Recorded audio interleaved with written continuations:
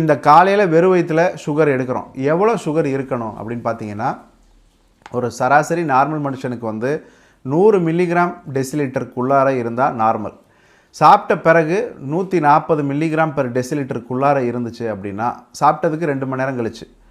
இது பொதுவாக 75 கிராம் குளுக்கோஸை ஒரு 100 மில்லி தண்ணியில் கரைச்சி குடிச்சிட்டு எடுக்கிற டெஸ்ட்டு. ஆனால் பல இடங்களில் அவங்க என்ன சாப்பிட்றாங்களோ, கிட்டத்தட்ட நம்ம இந்திய உணவு முறை பார்த்திங்கன்னா அந்த 75 கிராம் ஒத்து வரும்.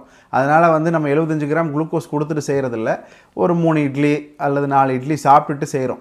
ஏன்னா அந்த மாதிரி செய்யும்போது தான் உண்மையான ரிசல்ட் வருங்கிறதுனால. இது இல்லாமல் HbA1c டெஸ்ட்டு. இந்த 2 மணி நேரம் கழித்து வர டெஸ்ட் 140 மில்லிகிராம் பெர் டெசிலிட்டருக்குள்ளார இருக்கணும்.